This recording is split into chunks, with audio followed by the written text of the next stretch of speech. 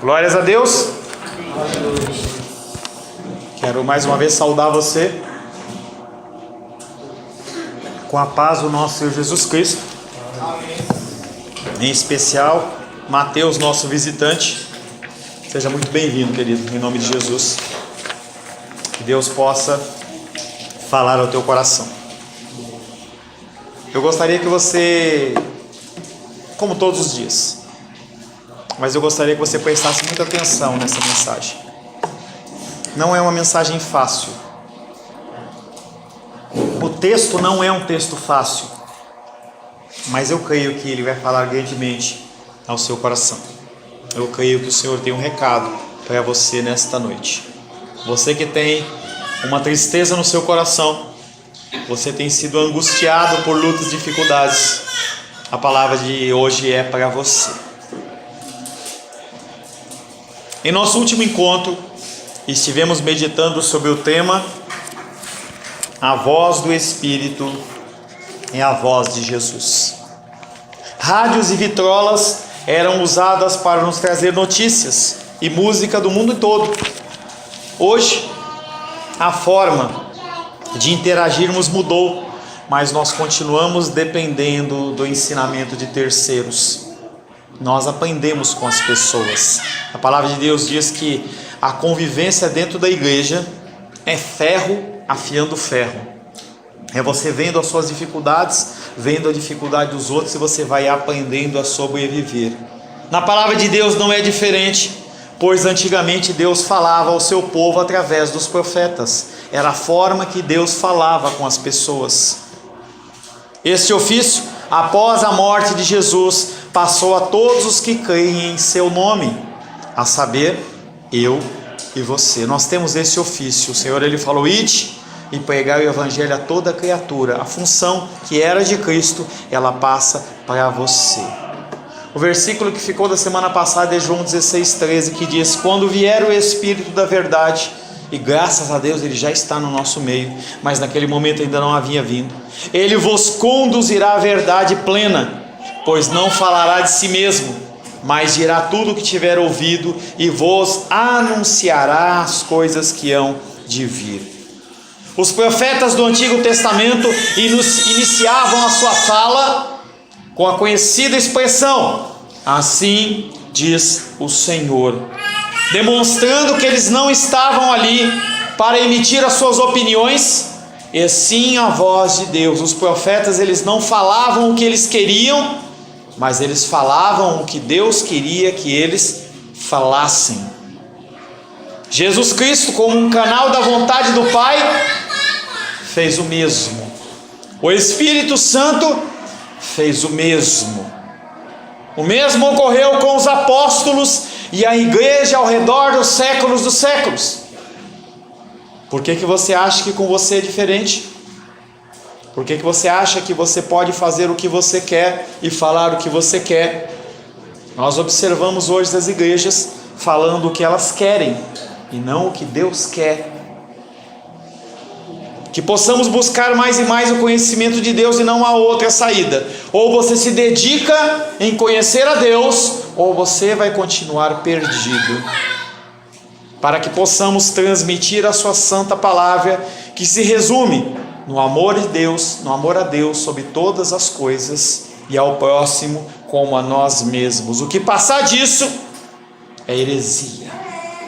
Qualquer discurso diferente de amar a Deus sobre todas as coisas e o próximo como a ti mesmo é heresia. Qualquer invenção humana é heresia. Qualquer princípio, qualquer forma, dogma humano que não é tirado dos princípios da palavra é heresia, e ela vai ser julgada no dia do juízo. Seja você um habitante, um assembleiano, um batista, alguém que congrega na presbiteriana, Assembleia de Deus, na Igreja Semente de Vida, onde quer que seja, você vai julgar pelo que você falou e pelo que você fez. A palavra de hoje tem como título aparente tristeza. A sua tristeza, ela é aparente, ela é superficial. Na verdade, você tem uma alegria que é real no seu coração, mesmo que você não consiga enxergá-la. Quero convidar você, mais uma vez, abrir a palavra de Deus no Evangelho de João, capítulo 16. Estamos caminhando para o fim do Evangelho de João, capítulo 16. Fim não, estamos na metade. Evangelho de João, capítulo 16, versos 14 em diante. Evangelho de João, capítulo 16, versos 14 em diante. Momento de você não ir no banheiro, segura o xixi, segura a sede, segura as brincadeiras e procura prestar atenção na palavra de Deus. Tem um homem que diz que se as pessoas elas bebessem tanta água como bebem na igreja, ninguém tinha problema de rim. Todo mundo ia ter, não tem problema nenhum, mas a sede ela bate, ela é tremenda. A pessoa ela consegue ficar na frente da televisão 2 horas assistindo um filme. Consegue ficar no cinema assistindo um filme de 1, 2, 3 horas e não levanta para ir no banheiro porque não pode perder a cena. Mas quando está na igreja, fica com sede e incontinência urinária. É uma coisa tremenda. Eu não sei se é o lugar ou simplesmente a pessoa incomodada com a palavra do Senhor. Evangelho de João, capítulo 16, versos 14 em diante. Assim diz a palavra de Deus: Ele me glorificará, porque há de receber do que é meu e vô-lo há de anunciar. Tudo quanto o Pai tem é meu, por isso é que vos disse, que há de receber do que é meu e vô-lo há de anunciar. Verso 16: Um pouco e não mais me vereis, outra vez um pouco e ver-me-eis. Então alguns dos seus discípulos disseram uns aos outros: Que vem a ser isso que nos diz? Um pouco e não mais me vereis, e outra vez um pouco e ver-me-eis, e vou para o Pai? Diziam, pois, que vem a ser esse um pouco. Não compreendemos o que quer dizer. Percebendo Jesus que desejavam interrogá-lo, perguntou-lhes: Indagais entre vós a respeito disso que vos disse, um pouco e não me vereis, e outra vez um pouco e ver-me-eis. Em verdade vos digo, que chorareis e vos lamentareis, e o mundo se alegrará. Vós ficareis tristes, mas a vossa tristeza se converterá em alegria. A mulher que está para dar à luz tem tristeza, porque a sua hora é chegada. Mas depois de nascido o menino, a criança, já não se lembra da aflição, pelo prazer que tem de ter nascido ao mundo um homem, um ser humano. Palavra do Senhor. Amém? Senhor, em nome de Jesus, vivemos num mundo tenebroso que nos envolve. Um mundo tenebroso que faz com que os nossos olhos deixem de olhar para a cruz. Que nós abandonemos as lutas no meio do nosso caminho, no meio da guerra, Pai. Nossas forças vão se esvaindo como, Pai querido, uma hemorragia. E nós precisamos que o Senhor estanque essa hemorragia, para que nós possamos voltar a ser fortes no Senhor. Que a nossa aparente tristeza possa nesta noite se converter numa real alegria de confiança no Senhor. Senhor Deus, coloco a minha vida como instrumento do Senhor para transmitir a Tua santa palavra. Em mim não há conhecimento, não há sabedoria, não há nada de bom e importante a não ser, Pai querido, a submissão a Ti. Que eu venha, Pai querido, a transmitir a mim e aos meus irmãos e irmãs um recado santo aos nossos corações, Pai, em nome de Jesus. Amém. Aparente tristeza e real alegria. As pessoas, muitas vezes você olha e você não sabe se a pessoa está alegre ou está triste. Muitas pessoas sabem disfarçar. Você olha, será que a pessoa está triste? Será que ela está alegre? Tem pessoas que dão risada, mas elas estão prestes a se matar. Tem pessoas que estão tristes, mas aguentam caminhar 1 milha a mais. Esse é o ser humano. O primeiro versículo que nós vamos ministrar é João 16, verso... Não anotei. João 16. Cadê o verso? Sumiu. O primeiro versículo que nós vamos meditar é João 16,16, em que ele fala: daqui a pouco e já não me vereis, e ainda mais um pouco e me vereis. Confusa a redação desse versículo. Parece que quem escreveu, ele não escreveu muito bem, não, ele escreveu certinho. Ele escreveu exatamente o que deveria estar aqui. E essa dúvida, essa confusão que teve no meio dos apóstolos, ela vai ser, segundo a vontade de Deus, ela vai ser eliminada. Esse versículo de João 16,16 é um versículo de transição. Ele encerra um assunto e ele começa outro. Ele simultaneamente para de falar sobre a necessidade da sua partida e a consequente volta do Espírito Santo. E ele prepara todo o palco da confusão do coração dos discípulos, que nós vamos ver no verso 17, 18 e diante. Os apóstolos, eles estão confusos. Eles não conseguem lidar com a situação. Cristo sempre preveniu os apóstolos sobre a sua partida, em parte para que a suportassem com mais coragem, e em parte para que desejassem mais ardentemente a presença do Espírito Santo. Mas de que ida e que retorno ele está falando? São tantas, e eu vou falar algumas delas. De Gênesis a Malaquias havia uma expectativa, a expectativa da vinda do Messias. De Gênesis a Malaquias, a palavra direciona aqueles homens e mulheres que o Messias haveria de vir. Também ele fala que o Messias ia vir, que ele estava vindo, que ele chegou. Nós também temos a rejeição do Messias que chegou e veio.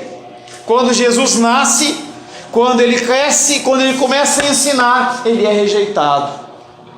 Aqueles homens, dentro do âmbito geral, os judeus, eles não entendiam que Jesus, ele era o Messias. Mas os religiosos, os estudiosos, eles sabiam que Jesus era o Messias. E aquelas pessoas, num todo, rejeitaram o Senhor, porque eles queriam um Jesus que fosse um guerreiro, um Jesus que trouxesse aquele povo novamente a proeminência. O que as pessoas querem é que os judeus voltem a ser uma nação conhecida e forte. Muitas pessoas nos dias de hoje não querem que o Brasil glorifique a Deus. Eles querem que o Brasil seja grande, que ele seja uma potência, que seja talvez igual aos Estados Unidos. E muitas pessoas oram a respeito disso e não é um problema. Mas se você não consegue aceitar a posição de Deus para o nosso país, para a nossa sociedade, você está guerreando contra alguém muito maior do que você. Também pode falar essa partida e retorno da sua morte, da sua ressurreição e da sua posterior assunção aos céus, quando ele subiu nas nuvens lá em Atos. Podemos falar também sobre a vinda do Espírito Santo, Atos capítulo 2, verso 8. Nós podemos falar em todo o processo de construção da igreja dentro da era cristã. Podemos falar sobre a segunda vinda de Cristo, sobre o arrebatamento da igreja, em que todo joelho se dobrará e toda língua se confessará que Ele é o Senhor. Podemos falar também sobre o juízo de Cristo. A primeira parte do verso, daqui a pouco, se refere ao quê? Atos capítulo 4, versos 34 e 35. Pois nenhum necessitado havia entre eles, porquanto que possuíam terras ou casas, vendendo-as, traziam os valores correspondentes e depositavam aos pés dos apóstolos. Então se distribuía a qualquer um à medida que alguém tinha necessidade. Aqueles homens, eles piamente acreditavam que Jesus estava às portas. E eles pensavam: para que eu vou ter 2 jumentos? Para que eu vou ter 2 casas? Para que eu vou ter esse tanto de dinheiro se Jesus está voltando? Eu vou entregar a parcela que não é da minha utilização diária, eu entrego na mão dos discípulos, dos apóstolos, para que as pessoas elas possam ter um mínimo de vida digna. Eles entendiam aquilo, eles esperavam ansiosamente pela vinda de Cristo. Ainda mais um pouco e me vereis, refere-se ao quê? Eu só estou trazendo questões, nós vamos depois falar sobre elas. A ressurreição de Jesus Cristo e a descida do Espírito Santo? Jesus já tinha falado em João 14, 23. Respondeu Jesus: se alguém me ama, guardará a minha palavra, e o meu Pai o amará, viremos para ele e faremos nele morada. E o Espírito Santo hoje habita no meu coração e no seu coração. Será que este um pouco, ainda mais um pouco, que me vereis, fala sobre a segunda vinda de Cristo? Também ele já tinha falado em João 14, versos de 1, 2 e 3. Não se turbe o vosso coração. Credes em Deus, crede também em mim. Na casa do meu Pai há muitas moradas. Se assim não for, eu vou-lo teria dito, pois vou preparar-vos lugar. E quando eu for e vos preparar lugar, voltarei e vos receberei para mim mesmo, para que onde eu estou estejais vós também. Pastor, quantas possibilidades? A palavra de Deus, ela tem muitas possibilidades, mas é só uma que é verdadeira. É como se houvessem várias portas e você tivesse que escolher a porta certa. Você escolher pelo teu conhecimento, você não consegue, mas pelo Espírito Santo ele coloca você: olha, o caminho é esse, segue por aqui, vai por aqui. Na verdade, esse versículo refere-se à partida de Jesus com a sua morte e o retorno após a sua ressurreição. Quando Jesus fala: daqui a pouco já não me vereis mais, e ainda mais um pouco me vereis, ele está falando sobre a sua morte e a sua ressurreição. Ainda mais um pouco que me vereis já havia sido dito por Jesus. Eram todos os ensinamentos que eles já tinham ouvido aos judeus primeiramente. João 7,33, disse-lhe Jesus: ainda por um pouco de tempo estou convosco, e depois irei para junto daquele que me enviou. Você entende que a palavra de Deus, ela é amarrada, um versículo no outro, um texto no outro, e se você não tiver um estudo diligente das Escrituras, você não entende nada. O irmão Cláudio falava que uma visitante amiga nossa, pastor Paulo, ainda continua no Evangelho de João, naquele capítulo? Sim. Naquele não, mas em outro. Você precisa entender o raciocínio do evangelista João para você entender o que ele está falando. Eu não estou aqui para satisfazer o teu desejo do seu coração, e sim te instruir nos caminhos da palavra. Porque quando você tiver com a sua luta e dificuldade, você vai ter que ter onde buscar. E se não tiver um pastor, não tiver alguém para guiar, você vai conseguir ler as Escrituras, pelo menos no Evangelho de João, e você vai entender o que ele está falando, e você não vai tirar conclusões erradas, porque você está sendo ensinado a respeito disso. E nós vamos continuar falando, João 16, 17, 18, 19, nós vamos até o fim, para depois a gente pegar um outro livro da Bíblia, e se Deus assim o permitir, nós vamos pegar vários livros da Bíblia, para que quando você estiver perante as suas lutas e dificuldades, você fale, leia o texto e você fala: eu entendo o que está acontecendo aqui. Não foi alguém que puxou um versículo simplesmente para falar de um texto qualquer. Jesus Cristo havia falado primeiramente para os judeus, João 7,33, mas ele também já tinha falado para os discípulos: filhinhos, João 13,33, filhinhos, ainda por um pouco estou convosco, buscar-me-eis. E o que eu disse aos judeus, aonde? Em João 7,33. E se você não leu João 7,33, você não vai saber do que ele está falando. O que eu disse aos judeus, também agora vos digo a vós outros: para onde eu vou, vós não podeis ir. Sua ausência que está próxima será breve. Ele voltará a estar com eles, embora de maneira diferente do que esteve na sua vida física. Jesus Cristo, ele não está mais vivo corporalmente, fisicamente na terra. Ele o está ao lado de Deus, intercedendo por mim e por você. Mas ele não está mais no nosso meio, carnalmente, fisicamente. A palavra de Deus, pelo contrário, já falei hoje pela manhã, em Apocalipse ele fala: se alguém disser, ele está lá, vai longe, sai dali. Se ele falar está aqui, é mentira. Jesus Cristo, ele não vai andar na terra. A segunda volta dele vai vir para buscar a igreja, para que haja uma grande guerra celestial. Esse contexto em que as pessoas dizem: eu sou Jesus, isso é mentira. É mentira. Resumindo esse versículo, primeiro, ele diz que logo se retiraria deles, para que quando se vissem privados da sua presença, na qual estava a sua única confiança, pudessem continuar firmes. E aí eu quero fazer um parênteses sobre fé, sobre uma fé que é verdadeira e uma fé que é circunstancial. A sua fé, ela é verdadeira ou ela é circunstancial? Ela depende de uma circunstância, ela depende de algo para você ser feliz, ela depende da sua esposa te amar, depende do seu marido te amar, dos seus filhos, dos seus irmãos, das pessoas que te cercam serem aquilo que você espera. O mundo padece por conta disso. As pessoas esperam coisas dos seres humanos e eles só os frustram. Falei para Rayane e Felipe, falei para Sara e Nicolas, falei para Larissa e Gabriel. Todos os três ficaram chocados. O que você espera dele? O que você espera dela? Amar, amor, felicidade, todas essas coisas. Infelizmente, o que você pode esperar é o pior. Porque se a pessoa ela fizer algo de bom, você vai se surpreender de uma forma positiva. Por que as pessoas padecem hoje de enfermidades psicológicas, espirituais e emocionais? Porque elas confiam demais no homem. E a palavra de Deus diz: maldito o homem que confia no homem. A sua fé, ela é uma fé verdadeira.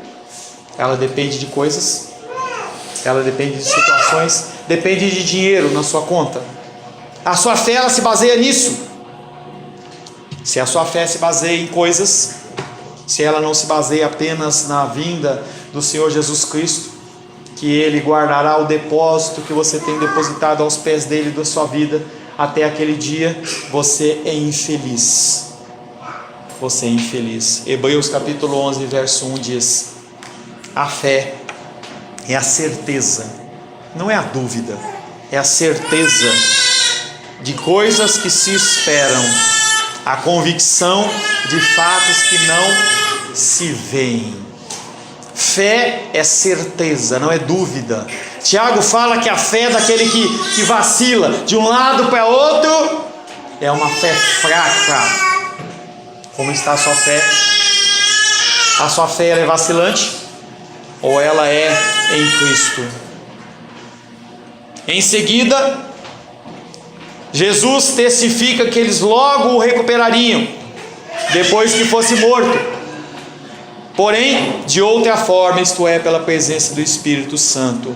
A realidade é, Jesus vai morrer, porém Ele vai ressuscitar. Se Jesus Cristo, segundo as Escrituras, Ele tivesse morrido e não tivesse ressuscitado, nós estaríamos perdidos. Mas Ele morreu e Ele ressuscitou. João 16, versos 17, 18 e 19. Então alguns dos seus discípulos disseram uns aos outros: o que Ele quis nos dizer? Daqui a pouco e já não me vereis, e ainda mais um pouco e me vereis, e vou para o Pai. Diziam, pois, que venha a ser esse um pouco. Não compreendemos o que Ele quer dizer. Sabendo Jesus que desejavam lhe perguntar, lhes disse: discuti entre vós sobre o que vos disse, daqui a pouco e já não me vereis, e ainda mais um pouco e me vereis. Ele sabia, não era? Ele não estava perguntando porque ele queria saber. Ele sabia o que passava no coração daqueles homens, e é Deus. Ele sabia o que eles estavam passando. E ele simplesmente se antecipa para que eles de alguma forma entendessem que ele estava no controle do que estava acontecendo. Os discípulos ainda não conseguem entender um Messias que deve morrer, ressuscitar dos mortos e abandonar o seu povo. Talvez você não consiga entender por que eu tenho que passar o que eu estou passando. Por que eu tenho que passar a luta que eu estou passando? Eu não consigo entender um Deus bom, um Deus cuidadoso, um Deus soberano, que Ele permite que eu passe o que eu passo. Eu não consigo entender. Aqueles discípulos duvidavam da morte do Messias e a sua ressurreição. Você talvez não duvide disso, e você creia nisso, mas você duvida que Deus ele pode mudar aquele que está perto de você. E aí você pensa em coisas: eu vou abandonar, eu vou desistir, eu vou jogar a toalha, eu não consigo mais, eu não sou digno. E aí toda sorte de de coisas começam a nos assolar, e nós vamos dando vazão a esses pensamentos, e cada vez eles ficam mais fortes no nosso coração, até que Deus nos resgata. Nós temos uma imensa dificuldade perante as lutas da nossa vida em relação à promessa que Cristo nos prometeu, que é uma vida de alegria nele. Pessoas vêm conversar comigo de monte, falando: pastor, eu não sou feliz, antes eu não tivesse nascido. Que blasfêmia, que blasfêmia. O que você diz na verdade, traduzido para Deus, Deus não sabe o que você faz. Você não é tão grande assim. Você não tem todo este poder. Você não consegue, Deus, por isso eu tenho que fazer o que eu acho melhor. Essa é a leitura de Deus quando você quer desistir da luta que está passando. Quando você passa na sua mente, Deus está olhando e falando assim: o meu filho, a minha filha não confiam em mim. Apesar de eu ter criado todo esse universo, pintado esse universo de cores lindas e maravilhosas, de ter feito alimentos de vários sabores deliciosos, de permanecer com Ele, de habitar nele, ter morrido por Ele, ela continuam não acreditando em mim. O espanto deles justifica a avaliação que Jesus tinha acabado de fazer. João 16:12: tenho ainda muito que vos dizer, mas vós não podeis suportar agora. Outra coisa que o apóstolo Paulo fala: não, eu não posso alimentar com vocês com leite sólido, porque vocês precisam de leitinho espiritual. Vocês têm que ser pego no colo, e esse colo não acaba nunca. Vocês continuam precisando ser pegos no colo, enquanto Deus tem muito mais conhecimento. Como nós poderíamos estar avançados como igreja, mas você continua ali no leitinho espiritual, com dificuldades, e eu não consigo ler, e eu não consigo orar, eu não consigo vir à igreja, eu não consigo acordar, Você entende que isso aí é coisa de bebê? Não é coisa de uma pessoa adulta, em que a pessoa ela não se levanta para lutar? Como é que Deus pode trazer uma porção melhor para você, se você não consegue fazer o básico? Falar hoje pela manhã, horário. Será que se você tivesse uma passagem para os Estados Unidos e você tivesse que estar pontualmente no aeroporto às 19 horas, você ia chegar às 19h10, tendo gasto 1.000, 2.000, 3.000 reais? A resposta é não. Então isso não é algo que é uma faculdade, eu não consigo. Você não faz porque você não quer, porque se você quisesse, você fazia. Frisa-se o incômodo de Jesus, pois a frase que ele já tinha dito, já tinha repetido 4 vezes pelo menos. Ele falou para os judeus, falou para os discípulos, repetiu aqui, repetiu lá. As perguntas dos discípulos mostram que eles continuam a pensar que a morte é o fim de tudo. Eles não entendem que ela é o caminho. Você continua acreditando que a luta que você está passando é o seu fim. Você continua entendendo que essa dificuldade ela é maior do que você pode suportar e você vai morrer na praia. Isso só é possível se Deus não for Deus. Se Deus não for Deus, isso que você está pensando é possível de acontecer. Senão, não. O que Ele espera de você é que você morra. João 12:24: em verdade vos digo, se o grão de trigo caindo na terra não morrer, fica ele só, mas se morrer, produz muito fruto. Enquanto você não morrer para a sua vontade e para o seu desejo, você não vai dar frutos. Você vai ser que nem um espinheiro. Vai ser que nem aquela figueira que Jesus Cristo, quando chegou para buscar um figo na figueira, ele não encontrou nada, mesmo sendo uma época em que tinha que ter figos. Que ele falou que essa árvore seque. Se você está aqui hoje é porque ele não falou ainda que essa árvore seque. Então você tem que despertar. Você tem que despertar. Você tem que lutar contra isso. Você tem que lutar contra a sua vontade. A ausência de Jesus é tristeza para os discípulos. João 16:6: Pelo contrário, porque vos tenho dito estas coisas, a tristeza encheu o vosso coração. Você olha para a sua luta e dificuldade, você fala assim: eu não aguento mais, meu coração está cheio de tristeza. Pastor, ore por mim porque eu estou triste. Sendo que isso que você está passando é a ação de Deus. Deus, ele está agindo desta forma para que você faça o quê? Cresça.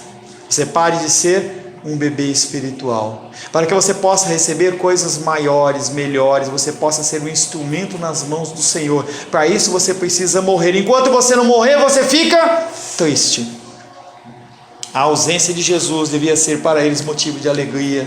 Quão bom e agradável seria se você olhasse para as suas lutas, dificuldades, e você falasse com convicção do coração: mais tem Deus para dar do que o diabo para tirar. Ou, como a Edilene falou hoje antes do culto, o Senhor sabe de todas as coisas.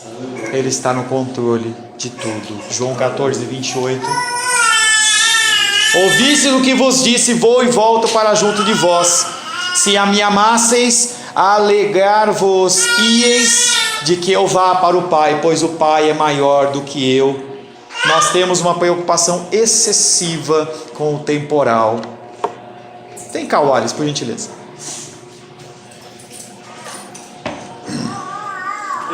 O Wallace, ele trabalha com contabilidade, então ele é bom com números, pelo menos no trabalho. Sim. Amém? Vou criar uma situação hipotética, eu quero que você preste atenção, tá bom? Vamos dizer, Wallace, que você receba uma herança, um prêmio, não da Mega Sena, tá? Uma coisa lícita.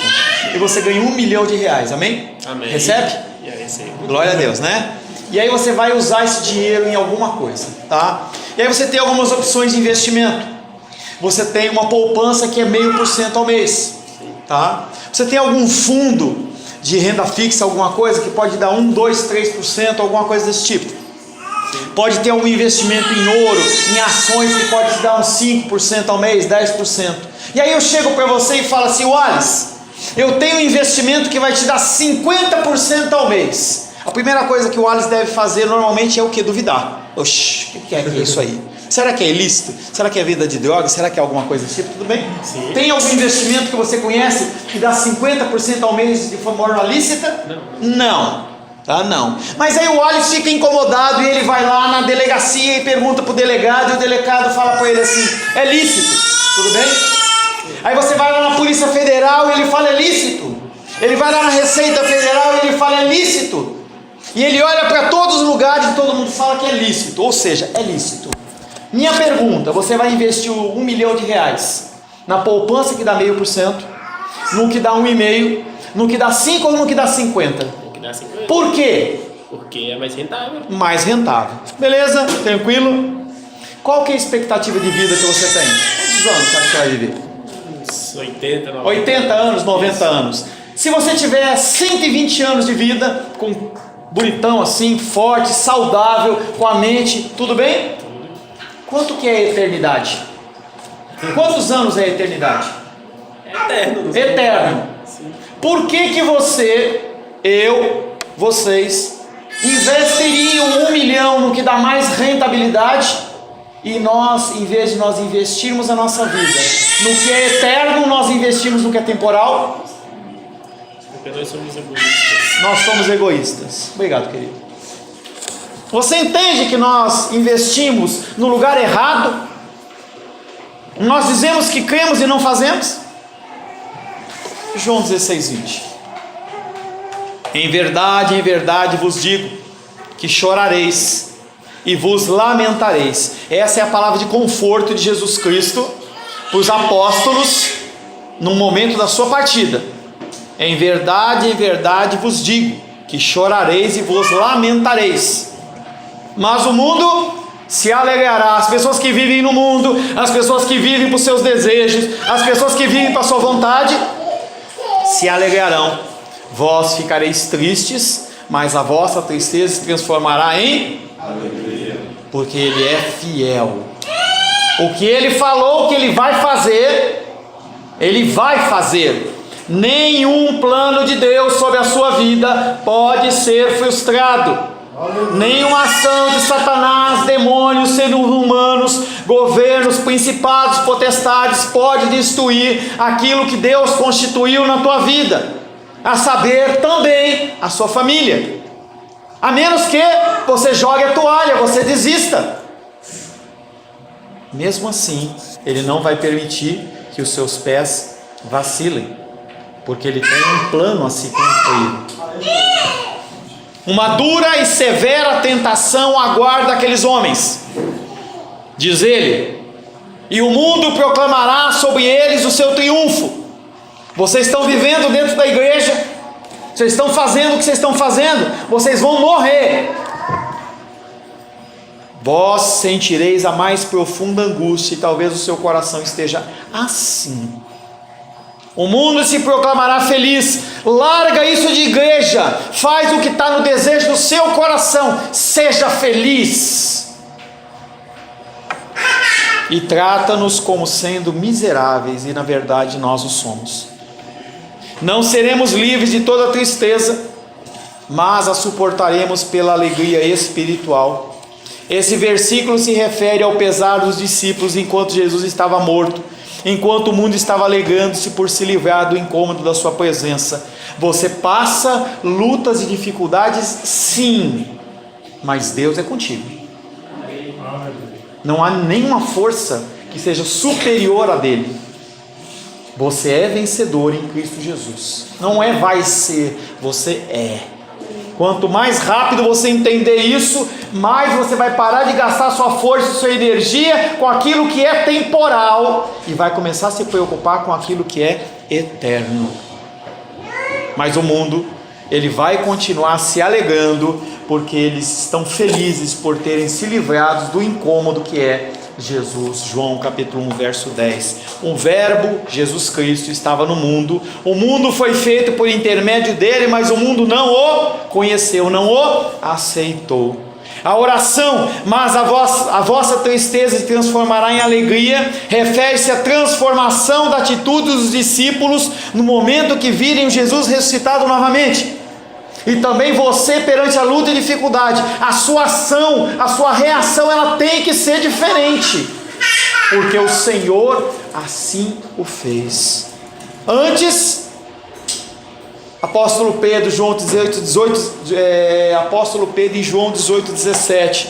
Então a criada encarregada da porta perguntou a Pedro: não és tu também os discípulos deste homem? E ele respondeu: não sou. Medo, covardia, temor antes do Espírito Santo, sua vida é essa. Depois, Atos capítulo 2 verso 14. Então se levantou Pedro com os 11 e erguendo a voz, ele não falou baixinho, e erguendo a voz, advertiu os judeus que estavam lá nesses termos: varões judeus, a todos os habitantes de Jerusalém, tomai conhecimento disto e atentai nas minhas palavras. Aquele homem que antes falava assim: não, eu não sou de Jesus, ele fala agora: ouve o que eu tenho para dizer, e se eu tiver que morrer, eu morro. Essa alegria não se refere a um êxtase do que os cristãos experimentarão na segunda vinda de Cristo, e quando Cristo vier vai ser maravilhoso. Mas ele está falando que a sua vida não é uma vida miserável enquanto você está aqui na terra, não, é uma vida plena em Deus.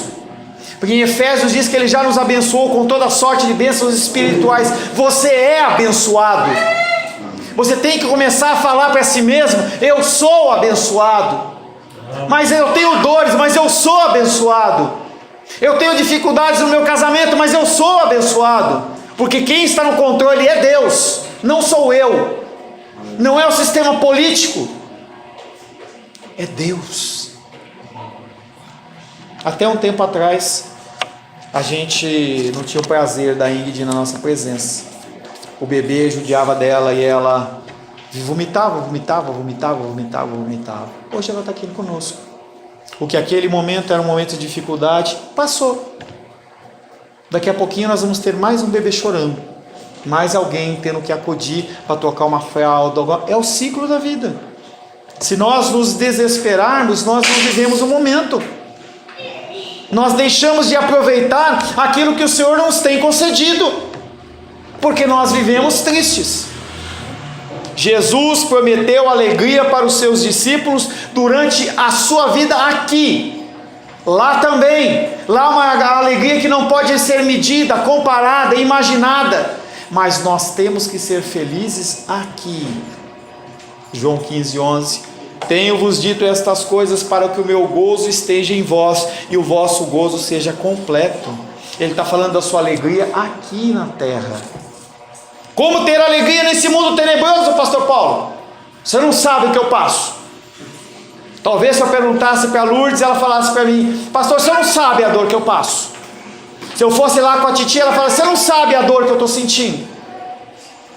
Sabemos que os apóstolos, enquanto viviam, batalharam uma guerra severa, que suportaram humilhantes rejeições, que tiveram muitas razões para chorar e lamentar. Porém, renovados pelo Espírito, renunciaram sua anterior consciência de fraqueza. E isso você tem que fazer. Renunciar à sua anterior consciência de fraqueza e nobremente pisaram sob seus pés todos os males que tiveram que suportar. Romanos 16:20, e o Deus de paz em breve esmagará debaixo dos vossos pés a Satanás. A graça do nosso Senhor Jesus Cristo seja convosco. É algo real na sua vida hoje. Em resumo, aqui se mostra uma comparação entre a presente fraqueza humana e o poder do Espírito. Você é fraco, você não consegue lutar contra as lutas e dificuldades, mas Deus, Ele te faz forte. Em resumo, aqui se mostra uma comparação entre a presente fraqueza humana e o poder do Espírito, o qual lhe seria dado, o qual já está em mim e em você. Pois ainda que por pouco tempo fossem quase esmagados, ainda que por pouco tempo pareça que você vai ser esmagado pela luta, em que você fala, eu não aguento mais, Ele está presente com você. Eles obtiveram triunfo em meio às lutas e você também não é diferente. Não há diferença nesse aspecto em relação aos discípulos, aos apóstolos e você. Apocalipse 2:11 diz para você, quem tem ouvidos, ouça o que o Espírito diz à igreja. O vencedor, aquele que não desistir, aquele que não jogar a toalha, aquele que não fala assim, eu vou jogar tudo pro ar. O Espírito do Senhor diz à igreja, o vencedor de modo nenhum sofrerá dano na segunda morte. Essa é a nossa certeza.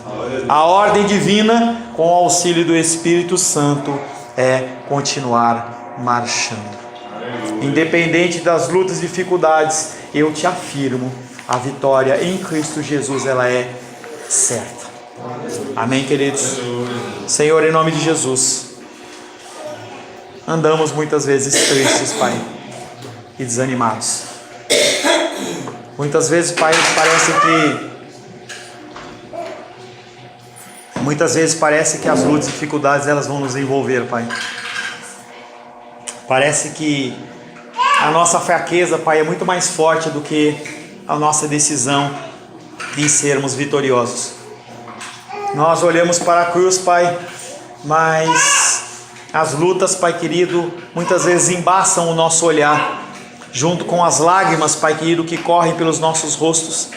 Nós muitas vezes não conseguimos olhar para a cruz, mas a Tua Palavra afirma, e eu tenho que crer que a Tua Palavra é verdadeira, que o Senhor, Pai querido, morreu na cruz do Calvário, para que nós tenhamos vida e vida em abundância. E essa vida em abundância, Pai, ela não é algo apenas no plano espiritual, mas também dentro do plano terreno. Sim, Pai querido, eu serei vitorioso, eu estarei naquele dia com o Senhor, eu estarei junto com o meu cônjuge, estarei com os meus filhos, estarei, Pai querido, junto com aqueles, Pai querido, em que o Senhor assim aprover. Me dá forças, Pai, para que eu continue marchando, independente, Pai, da fraqueza do meu ser. Entrego, Pai querido, a minha vida, a minha família, o meu trabalho, os meus bens, a minha saúde, todo o meu ser, a Ti entrego, meu Senhor, meu Salvador, em nome de Jesus. Amém. Glórias a Deus.